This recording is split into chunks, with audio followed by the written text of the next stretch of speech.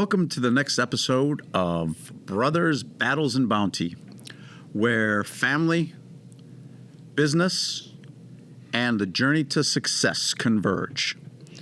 We are your hosts. I'm Andreas. I'm Martin. I'm Anton. I'm Stefan. And we are collectively the partners of a family-run business that's in the manufacturing sector in the heart of Chicago. And we are sharing with you our experiences of our evolution. And today's episode, we're going to be addressing the aspect of bounty. And that being said, one of the things we've historically done is worked diligently to be organized. And what we realized was communication was key. And that being said, Anton, I think you have a great secret to our communication success that I'd like to have you elaborate on at this point. Well, I'd like to say that I invented it, but I didn't. I copied it off of many other businesses, family businesses that led the way. And so we copied the best of the best. And so one of the things that we had, as we spoke before, is we would misunderstand each other. We would say, we would piss each other off by saying different mean things or whatever, because that was our natural brotherly way of communicating. Mechanism. Yeah, just okay. So anyways, one of the forum members at the Family Business Council suggested, they said they went through the same thing with their partners and family members and that were in the business. And so they said, get yourself one of these little beanie babies or whatever. I go, beanie baby? What are you talking about? He goes, well, here, I'm going to give you one. And she tossed it over and she goes, take this and use it. Okay, now what?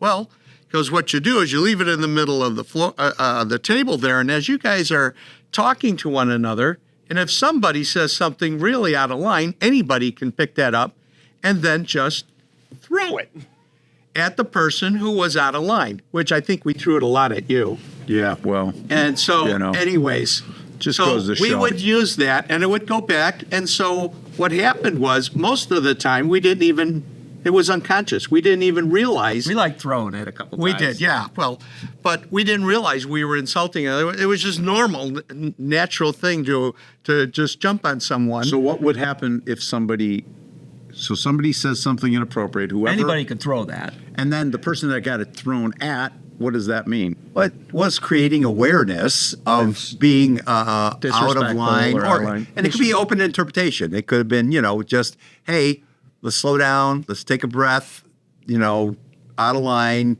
Okay, what did I say? What did I do? We'd start laughing. Be awareness. Yeah, it would take the edge off. Instead of escalate to a point of no return, it would bring everybody back down to say, hey, you're out. Well, what did I do? What did I say? Would Give it me a ever chance. have been tossed around multiple times? Oh, yes. And in the beginning, that thing was very like a active. rubber ball. It just Yeah. He was very active. But it was a nice, subtle way of saying, hey, you're really out of line. Nice icebreaker. And it was a nice icebreaker. It was a nice way to become aware, because I got it thrown at me a number of times. I'm like, oh, wow. Yeah, that was rather weird. Not good. So what I liked, what you said, Steve, was it was an awareness tool to help us be conscious of how we're communicating. And that was a great segue for us to start focusing on the bounty, evolving beyond some of the battles that kind of prevented some of the progress that we were all uniformly trying to achieve. Wow. And it brought us to a constructive conversation. Yeah. And, you look at, like I mentioned before, the amount of money that we wasted, but I mean, I think about it now, it's not really wasted, but. Are you talking about at the bars? Yeah, that too. Just the time that we spent, the arguing and the different things. But yeah, it was just, we realized the more we fought, the less money we made. If I had to summarize it, going back and thinking about it, it was really differentiating going from competition with each other to being more collaborative. Yes. Okay. Yeah. Gave the opportunity to realize to say, wait a minute, I'm not competing with you. We're trying to all grow this bounty for all of us being equal partners. And it helped us transition from competitors to collaborators of creating, And we also more abundantly. realized that it's not only for us. We had a lot of families depending on us out in the plant. I mean, at the time, would we have like 60, 40, 50 employees, and each one has a family? I mean, it wasn't just us. We had families out there that depended on us. So for those who have listened to the previous episode, we're very grateful. But just a quick fast forward, we're talking about battles. And Anton, you had mentioned some of the battles of acquiring your new position. And as the family members were not jumping in lockstep and illustrating communication, collaboration, and following some of the leadership things you had. The interesting thing now, focusing on the beanie, fast forwarding, is that experience you learned how to now start to establish and harangue the energy and start to focus it on the bounty. And this little tool here was paramount to your point as well, Marty, of starting to focus on making money together.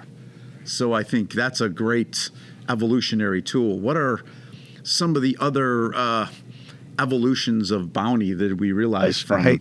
I think harnessing the emotion of a topic. To throw that beanie, there was some passion and emotion involved, both on the person having the beanie thrown at them, because they were maybe out of line, but they were passionate about what they were talking about. Person who threw it was getting emotional, trying to keep it in check. But creating bounty comes from emotion and passion. Without emotion and passion, as entrepreneurs, we're going to get our butts kicked out there. I don't need to tell you. I mean, it's a fight. It's like a war out there. Yeah. And if you're not collaborating and passionate and emotional and trying to pull that wagon in the same direction, like Dad would always say, it's tough.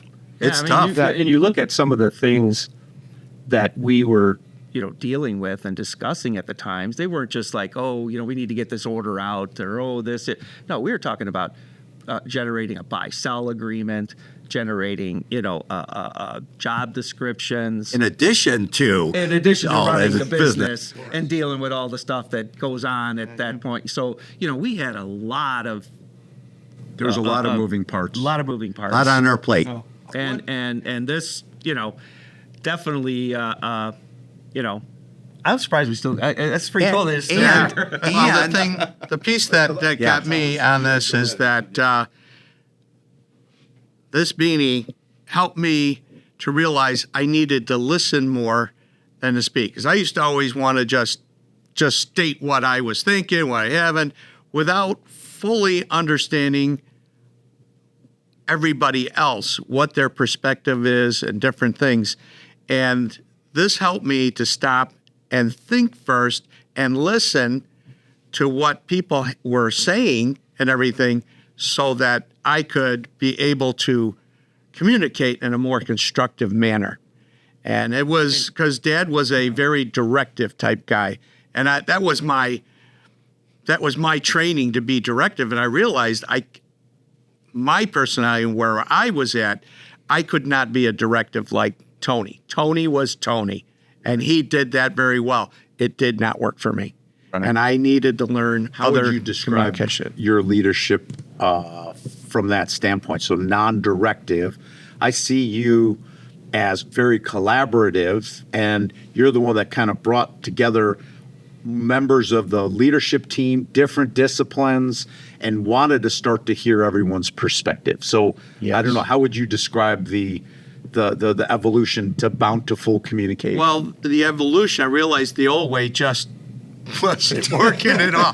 I'm just beating my head up against the wall. If I keep doing that, I'll eventually knock myself out.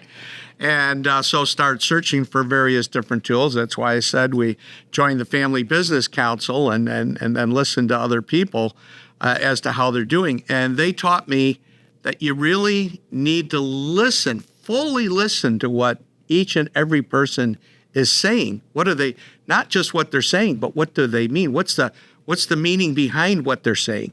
And then be able to ask more questions than being more directive. And we have to remember, we were, if I think back, 1985, I was 30 years old. We were young guys, young men, okay, involved in a lot of really highly complex business decisions, not just running a manufacturing company in North America, but serving customers and having vendors and 100 employees and four brothers. This is exciting what you're saying, because what's specifically exciting about it is international commerce. We were supplying product all over the world, manufacturing, family, metal stamping, multiple vertical integrations, procurement, hiring people.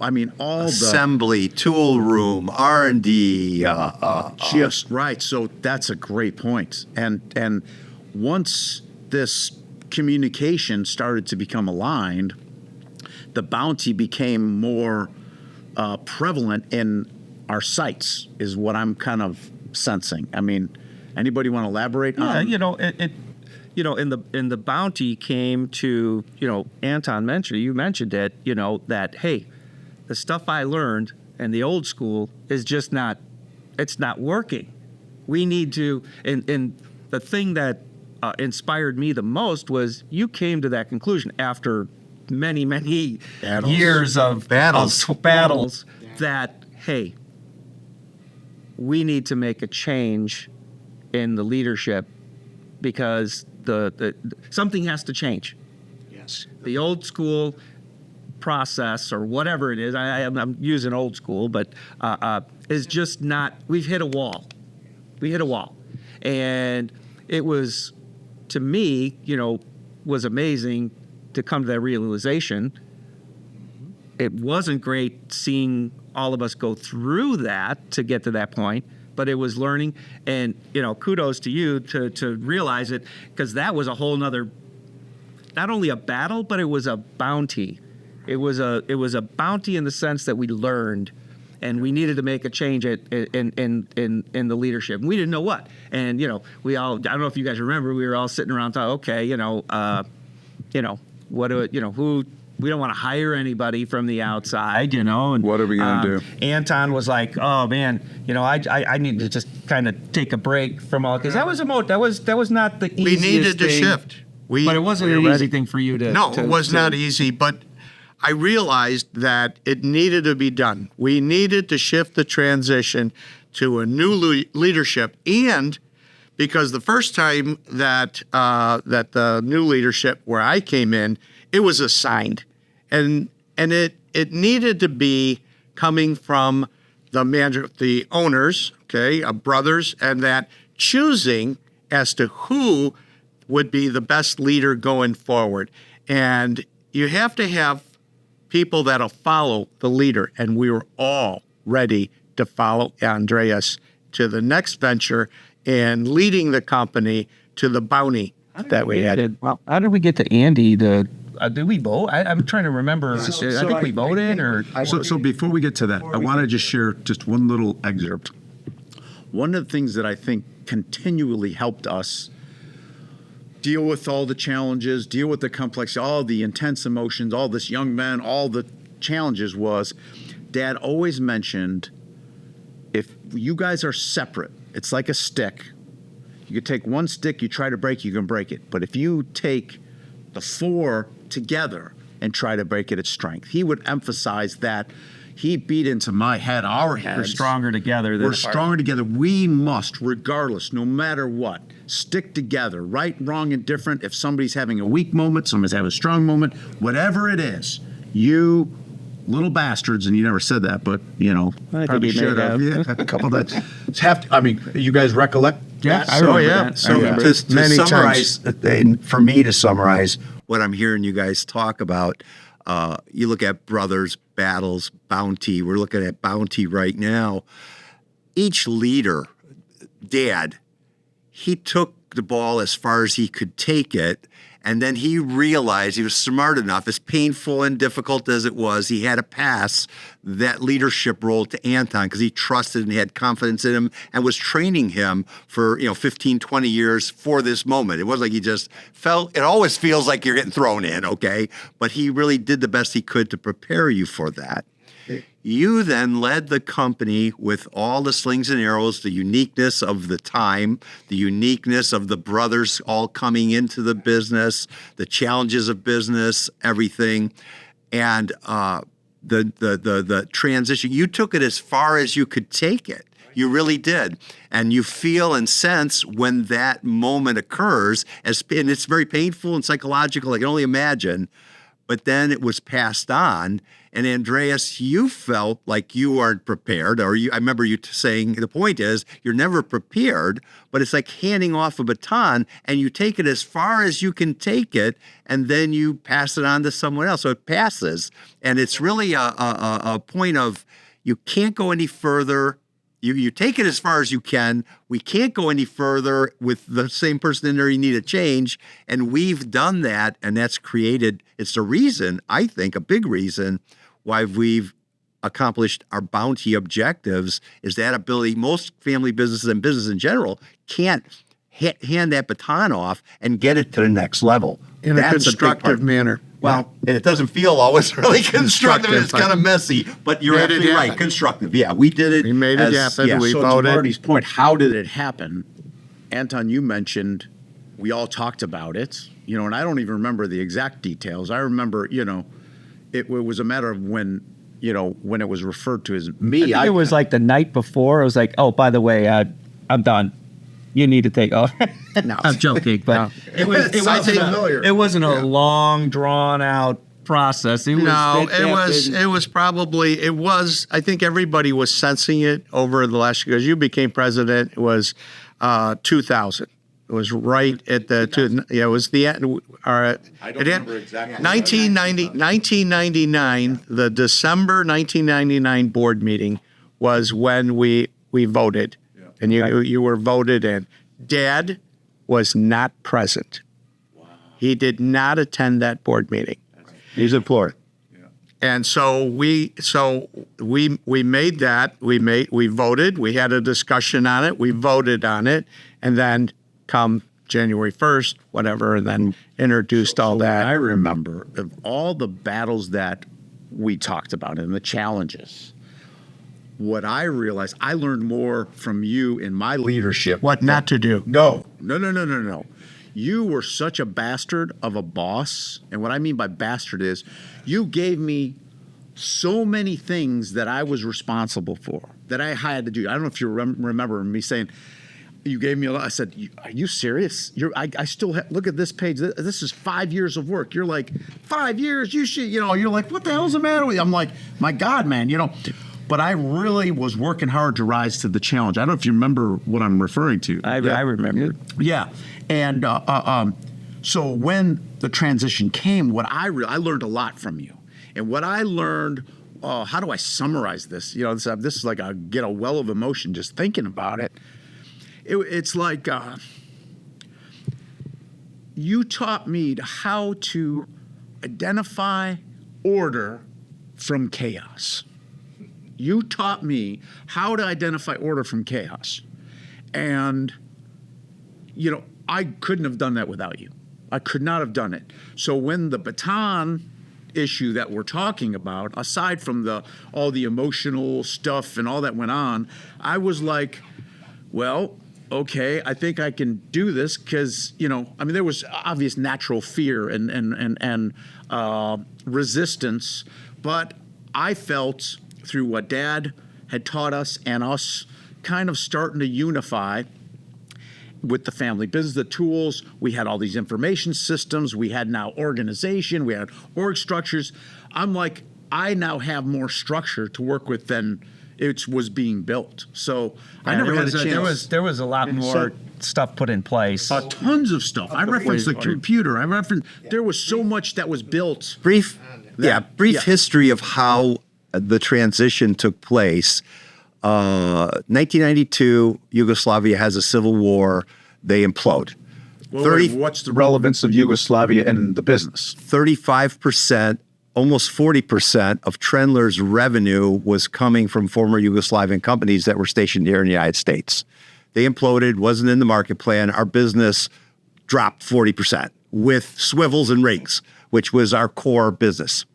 At that point, as your VP of sales and marketing, I had to start looking for alternative products, alternative markets. We started looking at buying parts or getting parts to our customers that we didn't make. And so I was initiating and with Canada and Taiwan, and we went to China. We went to Canada, we went to Taiwan, and started to try to figure out how to replace all that business. And I realized that Anton's skill set wasn't complementary to making that transition. And so I started to initiate with the partnership that this is the direction we have to go in. And over a period of 3 years, we started doing the import. It wasn't like Anton, it was the company was moving. And by the time 1999 came along, 97 is when we started importing or doing different things. We bought the building. Expanding. We bought the building. To prepare for that. We started painting in-house. We started building the the infrastructure, right?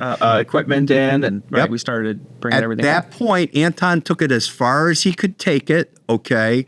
And I initiated the vote for us. We were talking prior, was like at that point in time, up to that point to initiate that transition.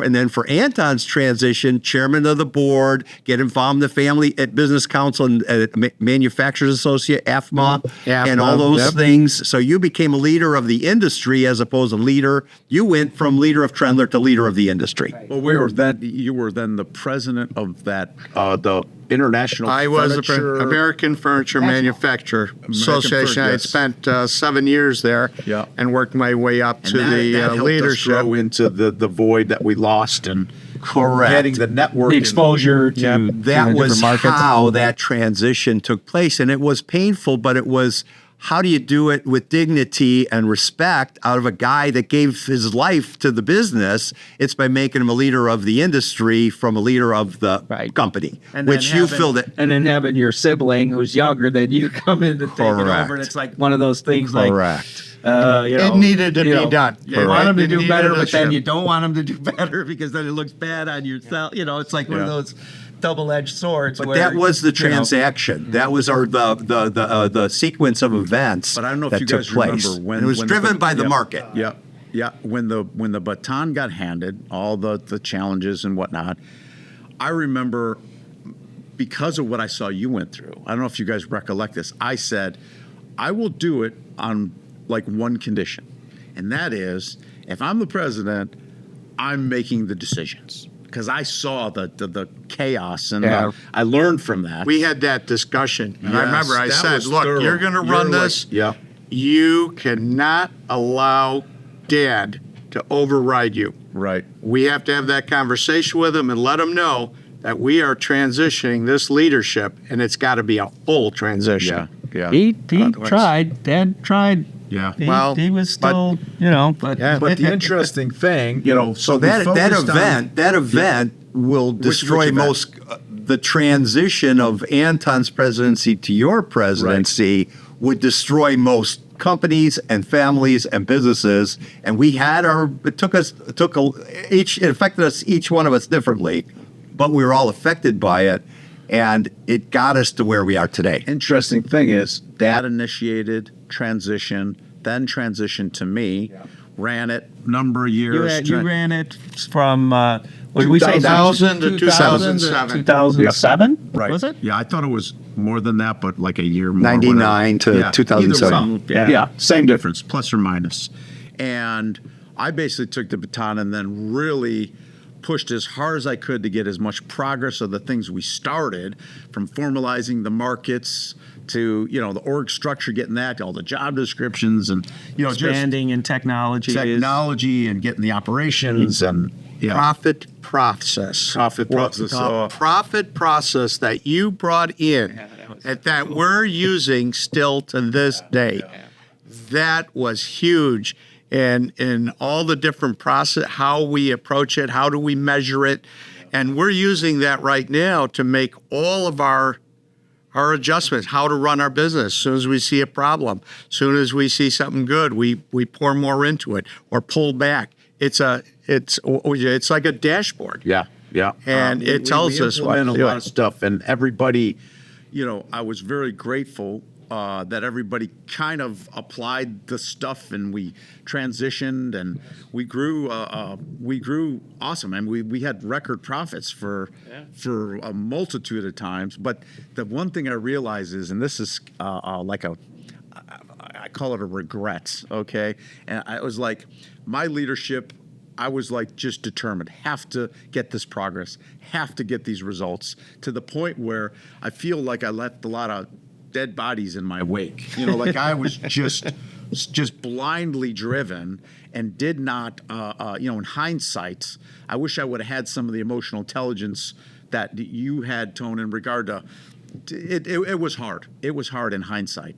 And, it's not easy. And the, the ability to still be sitting here with you guys and talking about, that then evolved to the next transition, which we then had the succession set up for a long time. We were talking about it. 2-3 yes. years. Yeah. If something should go on, Oh, yeah, whatever, okay. who would be you're next? right. We did. We did talk about it. We were getting a were plan, but it was like, okay, here's a 5-year plan of what we're Yep. gonna do, and it's like, oh, great, and then, Well, 3 years days went later. by. 2 days. Time flies when you're having fun. That was way more than the next day. I remember training you as a successor. Yes. And I'm joking with the short, but it wasn't 5 years. Well, It was joke my ass. Come on. Yeah. No, that's it. Yeah. No. Hey, I'm on the God line. Hey, but it's interesting. Again, this process of us going through and sharing each other's perspectives, hearing your guys' perspectives on this is just like, it's putting a whole new dimension to, and it's magnificent. I mean, I'm really, really. Is this having an impact? Oh, yeah, Like, 'cause how would you guys say your perspective has shifted in I regard just to the bounty? remember, the day that, we were all together and we were like, okay, Marty, you're next. You're next. And I'm like, what? I you go, talking about? I still got like 3 years to plan. I'm not ready for this. I'm not ready for I remember this. you saying I'm like, I go, I'm not nobody's ready for ever this. I knew ready. my heart was gonna stop. I beating. remember him saying, yeah, but what about the banks? I have to. That's true. I know. I was like, well, I've been in the plant my whole life. I go, I don't know how to deal with the bankers. I don't know how to deal with the lawyers. I don't know how to deal with the accountants. It's like, I don't know any of this shit. What the? You guys are crazy for putting me in here. I don't know. And you guys were like, no, you're there's nothing that we can do to get you ready other than to just throw you in. Kick you in the pool. throw you Yep. in there. Yeah, we'll take I care just of it. remember that day I went home to my wife and Yeah, I could tell you were a wreck. and it was just like, I don't know what I'm gonna do.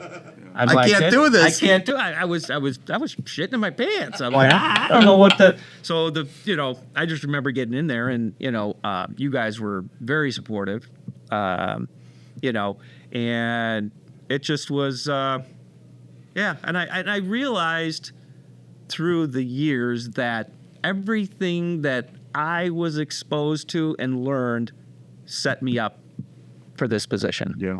And being all seeing all the stuff that we accomplished and all the things we did that we don't ever want to do again, just was just worth so much. And you guys have been awesome, the support, and it's just it's been a great ride, and taking it from you handed the baton off to me, was very emotional. You guys having the trust in me, being the youngest, to take on this huge responsibility. I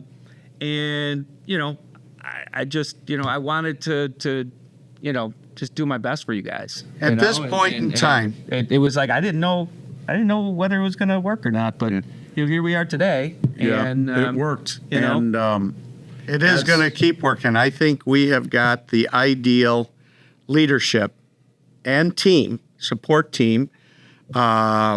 behind us right now in each one of our fields of expertise. And what I have seen is that each one of us has our expertise of what we add in here, and we respect each other's boundary in that. As far as sales, something comes up with sales or whatever, I come to you and talk to you about it. Something comes up in different areas. We have our areas, and we have learned to respect those and to go to one of each other as the expertise in that various different And areas. the dynamic change has been unbelievable to witness in the sense that, and it wasn't like I did anything other than stepping into position, that all of us, I don't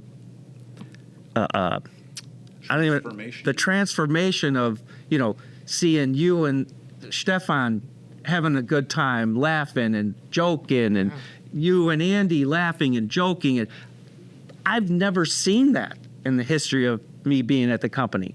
And like I said, it wasn't like I had this magic wand, but structure. We said structure is critical, and you never know what the structure needs to be until you try it. Our gears are synchronized. Synchronized gears, which is attributing to the bounty we've experienced, and considering all that we've shared regarding that, I think we've covered it all. Is there any closing 1 second, 2 second little snippets anybody wants to? No, it's just great. It's Excellent. just really cool. We haven't talked about this. I would just like to say that I feel very blessed and very fortunate to have had the opportunity of going to battle with you guys for the last 40-some years. And we've shared some of the stories. There's a lot more stories, but we shared some really good ones today. And I just want to let you guys know how grateful I am to have you as partners and brothers. Awesome. That's great. This is Great segue for our next. We're going to be talking about where we're going, the vision of the future, and it's going to continue to get really, really exciting. So this kind of concludes another episode of Brothers, Battles, and Bounty, where family, business, and the journey to success converge.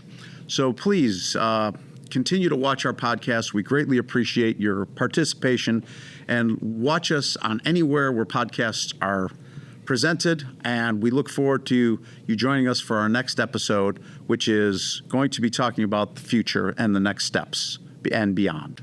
Thank you. Thank you. Thank you.